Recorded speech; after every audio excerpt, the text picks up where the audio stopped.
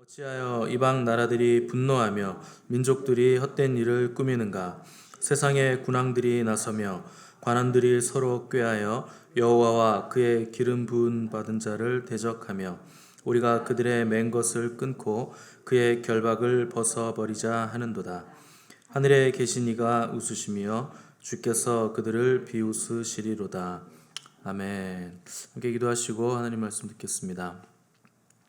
하나님 아버지 감사합니다. 우리를 사랑 안에서 거룩하고 흠이 없게 하시려고 택한 족속이요 왕같은 제사장이요 거룩한 나라 삼아주신 주님의 은혜를 찬양합니다.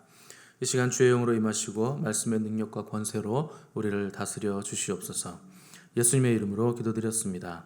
아멘. 오늘은 누가 세상을 통치하는가? 누가 세상을 통치하는가 하는 제목으로 우리 하나님 말씀 함께 나누도록 하겠습니다. 이 시편 1편과 2편은 같은 내용을 다루고 있으면서도 또 다른 내용을 다루고 있는데 1편이 개인적인 내용이었다면 2편은 국가적이고 민족적인 문제를 지금 다루고 있는 것입니다. 우리가 시편 1편의 무슨 시인가 이렇게 얘기할 때는 지혜시면서 교훈시다 이렇게 얘기하지만 2편은 지혜시이면서 동시에 제왕시다 이렇게 부릅니다. 제왕시란 뭔가 왕의 즉위식 때 축하하는 순서로서 이 시를 낭독함으로 왕의 권세를 높이고 그의 통치를 선포하는 시를 제왕시라고 말합니다. 근데 이 시편 2편은 인간 왕인 다윗 왕조의 즉위를 축하하는 시도 되지만 그것을 넘어서 다윗의 후손으로 오시는 메시아 우리 구주 예수 그리스도의 통치를 선포하는 시라 이렇게 볼 수 있는 것입니다. 1절을 보시면 이 시는 탄식으로 시작합니다. 어찌하여 이방 나라들이 분노하며 민족들이 헛된 일을 꾸미는 것인가? 이렇게 탄식으로 시작하는데 우리말로 다시 해석을 해보면 왜 열방들은 저리도 시끄럽게 분노하고 자꾸 세상을 떠들썩하게 만드는 것인가? 이런 뜻입니다. 왜 세상이 시끄럽고 소란스러운가? 그들이 하나님을 무시하고 하나님 없는 세상에서 자기들 마음대로 세상을 주무르려고 하기 때문에 세상이 소란스럽고 시끄럽다 하는 것입니다. 그런데 이 일은 땅에서 먼저 일어난 일이 아니라 하늘에서부터 이런 일이 먼저 일어났기 때문에 세상도 그것을 따라가는 것입니다. 원래 하나님을 찬양하는 가장 영광스러웠던 천사였던 그 루시퍼가 자기를 추종하는 그 추종 세력들과 하나님의 하늘 보좌를 탈취하려고 시도했다가 땅으로 쫓겨나 떨어져서 사탄으로 변질됐습니다. 이때부터 사탄이 하나님을 대적하기 위해서 온갖 노력을 하기 시작했는데 감히 하나님은 이길 수가 없었기 때문에 사탄이 어디로 그의 시선을 돌렸는가? 땅으로 시선을 돌려서 이 전쟁이 땅에서 지금 치열하게 일어나고 있는 것입니다. 이 땅에 떨어진 사탄이 분노하게 된 이유는 하나님께서 창조한 인간에게 생육하고 번성하라 하는 축복뿐만 아니라 온 땅을 통치하고 다스려라 하는 권한까지 주었기 때문에 사탄이 분노를 한 것입니다. 이 천사들보다 나중에 만들어진 인간에게 천사들까지 흠모할 만한 아름다운 권세와 통치권을 주셨기 때문에 사탄의 분노가 그 시기가 극에 달할 수밖에 없는 것입니다. 이때부터 사탄의 미움은 하나님께서 만드신 인간에게 향하게 되었고 또 인간을 자기의 포로로 만들어서 하나님을 대적하게 만드는 일에 지금까지도 열을 올리고 있는 것입니다. 그래서 우리 주님도 마태복음 24장에서 마지막 때에는 거짓 그리스도들과 거짓 선지자들이 일어나 할 수만 있으면 택하신 자들도 미혹하리라 이렇게 말씀하시므로 사탄의 최후 공격 목표가 예수님을 믿어서 구속받은 신자들이라 하는 것을 우리에게 미리 알려주신 것입니다. 왜 세상이 이토록 소란하고 시끄러운가? 사탄이 우는 사자와 같이 삼킬 자를 찾아다니고 있고 또 그들의 일을 잠도 자지 않으면서 열심히 하고 있기 때문에 세상이 이렇게 소란스럽고 시끄럽다 하는 것입니다. 2절을 보시면 세상의 군왕들과 관원들이 서로 꾀한다 이렇게 기록을 했는데 여기서 꾀한다는 단어가 시편 1편에 보시면 묵상한다 하는 단어와 같은 단어입니다. 그러니까 복 있는 사람들은 하루 종일 여호와의 율법, 그분의 가르침을 생각하고 계속 읊조리고 있는데 세상의 군왕들과 관원들은 하루 종일 하나님을 대적하기 위해서 헛된 일을 꾸미면서 자기들끼리 속닥거리고 있다 하는 것입니다. 여기 세상이 하나님을 대적한다 하는 것을 봤을 때 우리는 반사적으로 하나님의 백성들인 교회에 대해서도 세상은 적대적일 수밖에 없다 하는 것을 우리가 깨달으셔야 됩니다. 교회는 절대 세상의 사랑을 받거나 세상의 인기를 끌 수 없는 공동체라 하는 것을 우리가 기억을 해야 됩니다. 진리가 언제 세상의 환영을 받고 인기를 끈 적이 있었습니까? 그런 적은 없었습니다. 하나님의 선택을 받았다고 하는 이스라엘 백성들마저도 하나님의 말씀을 입에 물려서 보내신 선지자를 때리고 가두고 죽였다 하는 것을 우리가 성경을 통해 보고 있습니다. 원래 세상은 진리를 없애기를 원하고 또 자기들이 하나님의 자리에 올라가서 선과 악을 자기들 마음대로 정하려고 하는 것이 바로 세상의 속성입니다. 지금 우리가 사는 이 시대를 인류의 사상사에서 볼 때 어떤 시대라고 부르는가? 지금은 포스트 모던 시대입니다. 20세기까지 모든 사상과 인간의 모든 그 내용들이 실패했다고 보고 그 모든 것들을 다시 다 해체해야 된다 하는 것이 바로 포스트 모던 시대의 사상인데, 이 사상의 영향력은 가히 세계적이라고 할 수 있습니다. 이 포스트 모던의 핵심은 기존의 모든 가치를 부정하고 다 해체시킨다 하는 것이 중심 가치입니다. 특별히 그 중에서 뭐를 해체시키를 원하는가? 권위를 대적하고 권위를 다 해체하는 것이 포스트 모던의 주요 타겟입니다. 이 권위 중에서 가장 중요한 핵심 타겟이 바로 절대 진리는 없다 하는 것입니다. 너에게 진리일 수 있겠지만 나에겐 아니라 하는 것이 포스트 모던의 핵심이고, 그것을 다원주의라, 사람마다 자기의 가치가 다르기 때문에 지금은 다원화되어 있다 해서 다원주의라고 부르는 것입니다. 작게는 스승의 권위나 가장의 권위로부터 가장 상위 권위와 권세인 하나님의 권위까지 완전히 부정하고 해체시키려 하는 것이 바로 마귀의 사상인 포스트 모던의 핵심 사상입니다. 이 사상의 근본은 모든 인간 스스로가 하나님의 자리에 앉아서 선악을 결정할 수 있다 하는 마귀의 사상에서 출발한 것입니다. 이것을 위해 악한 세력들이 우는 사자처럼 잠도 안 자고 밤낮으로 지금 뛰어다니고 있기 때문에 세상이 소란한 것입니다. 그런데 교회는 뭘 하고 있는가? 이 진리 자체를 해체시키려 하고 거부하려는 이 포스트 모던이라는 거대한 흐름에 대해서 아직까지도 교회는 우리가 세상에 복음을 전하기 위해서 세상의 눈높이로 낮아져야 된다, 세상과 비슷해져야 한다, 이런 말을 하고 있습니다. 그들의 기분도 맞춰줄 수 있어야 되고 거룩의 수준을 낮춰서 교회의 문턱을 낮춰야 그들이 교회로 들어올 것이라는 순진한 생각을 하고 있는데 절대 그렇지 않습니다. 세상과 비슷한 교회를 세상 사람들이 뭐하러 옵니까? 세상이 훨씬 더 잘하는 것인데. 주님은 우리를 사랑 가운데서 거룩하고 흠이 없게 하시려고 교회로 부르신 것입니다. 교회가 거룩하고 흠이 없이 정결할 때 그때 교회가 가장 교회다운 것이고 그때 교회가 가장 영향력이 있는 것입니다. 거룩의 기준을 낮추고 거룩을 상실한 교회는 아무런 능력이 없다 하는 것을 우리가 기억을 해야 됩니다. 성도들이 목사에게 요구하는 것은 세상과 비슷한 목사입니까? 거룩한 목사입니까? 마찬가지로 세상도 교회를 바라봤을 때 세상과 비슷한 교회를 원하는 사람들은 아무도 없습니다. 거룩의 문턱을 낮추고 거룩의 수준을 낮추는 것은 어리석은 일이라 하는 것입니다. 세상은 또 그 속성상 하나님의 기름 부음 받은 자를 대적한다 했습니다. 하나님도 대적하고 하나님의 기름 부음 받은 자도 대적한다는 것은 당연히 믿는 백성들, 성도들인 우리도 대적한다 하는 것입니다. 역사적으로 우리 주님이 오셨을 때부터 끊임없이 세상은 하나님을 대적해왔고 지금도 여전히 대적하고 있습니다. 요한복음 1장에 보시면 하나님의 아들이 세상에 왔으나 자기 백성들이 영접하지 않았다, 이렇게 기록을 했습니다.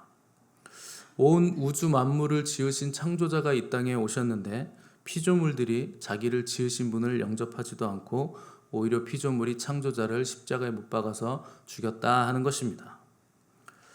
이 피조물이 창조주를 죽이는 일까지 서슴없이 저지를 정도로 세상은 하나님을 대적하고 있고 지금까지도 대적하고 있는 것을 볼 때 교회가 걷는 이 구원의 길이 얼마나 어렵고 험난한 길인가 하는 것을 우리가 깨달을 수 있어야 됩니다.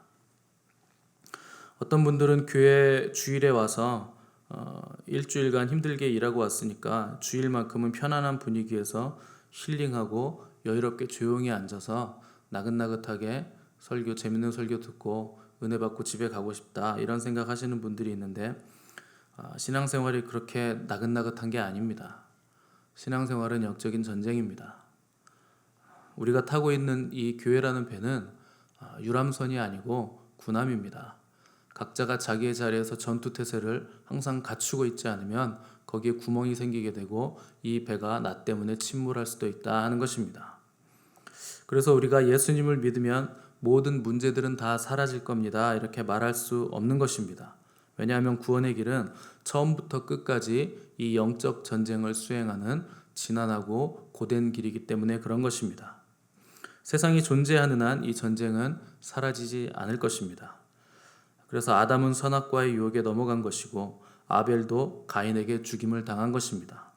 아브라함, 욥, 모세, 선지자들, 또 주님과 사도들과 이 시대를 사는 오늘 우리들에게도 이 전쟁은 여전히 진행 중인 전쟁입니다. 이제 사탄과 마귀들은 자기들의 때가 얼마 남지 않았다 하는 것을 알고 있기 때문에 더욱더 거세게 공세를 펼치고 앞으로는 더욱더 믿는 자들까지 지옥 백성 만들기 위해서 더욱더 강하게 유혹하고 미혹하고 우리를 공격할 것이라 하는 것입니다. 3절 보시면 그들의 궁극적인 근원적인 목적이 나와 있는데, 우리가 그들의 맨 것을 끊고 그의 결박을 벗어버리자 하는 것이 그들의 근원적인 이유입니다. 이것이 바로 사단과 민족들과 열방들과 관원들이 목적하는 바입니다. 그들이 벗어버리려고 하는 것은 뭔가 하나님의 우주적인 통치를 벗어버리고자 하는 것인데, 이 하나님의 우주적인 통치의 상징은 바로 시편 1편에서 말한 여호와의 율법을 가리키고 있는 것입니다.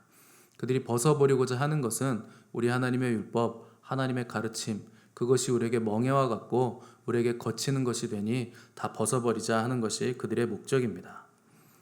자기들의 죄를 드러내고 앞으로의 삶에서도 죄를 더 지어야 되는데 그것에 거치는 걸림돌이 되기 때문에 마음껏 죄를 짓고 돌이키지 않는 삶을 살기 위해서는 반드시 여호와의 율법, 그 가르침을, 이 매인 것을 우리가 벗어버려야 된다 하는 것입니다. 이들에 대한 하나님의 반응을 보시면 4절에 보시면 하나님이 그들을 보시고 웃으신다 하셨고 그것도 비웃으셨다 하는 것을 기록을 해놨습니다. 왜 하나님이 웃으시는가? 고작 100년도 못 사는 인간들이 하나님을 대적하려고 하기 때문에 하나님이 웃으실 수밖에 없는 것입니다.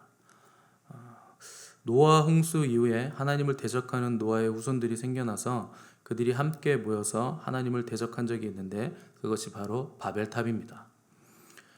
당시 바벨론 문화에서 가장 큰 업적 중에 하나가 벽돌을 개발했다 하는 것이었습니다.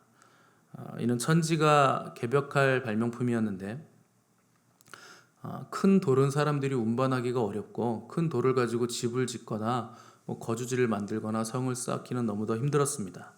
그런데 벽돌로 하나씩 하나씩 쌓으면 굉장히 가볍고 간편하게 훨씬 더 큰 규모로 성이나 탑을 쌓을 수가 있었기 때문에 당시로서는 이 벽돌이 획기적인 발명품이었습니다. 그런데 이들은 그 기술로 하나님을 대적하는 데 사용을 한 것입니다. 하나님께서 기술과 과학을 발전시킬 수 있는 능력을 줬더니 그 능력을 가지고 하나님을 대적하고 세상을 파괴하고 군림하는 데 사용을 했다 하는 것입니다. 이 과학 기술이 발전하면 삶의 질이 높아진다고 자꾸 말하는데 다 거짓입니다. 시작은 인간의 복지와 행복을 위해서라고 말하지만 결국 그것을 어디에 쓰는가? 인간을 죽이고 노예화시키고 전쟁하는데 그 모든 기술들이 다 쓰여지고 있는 것입니다. 이것이 바로 타락한 인간의 본질적인 모습이기 때문에 그렇습니다.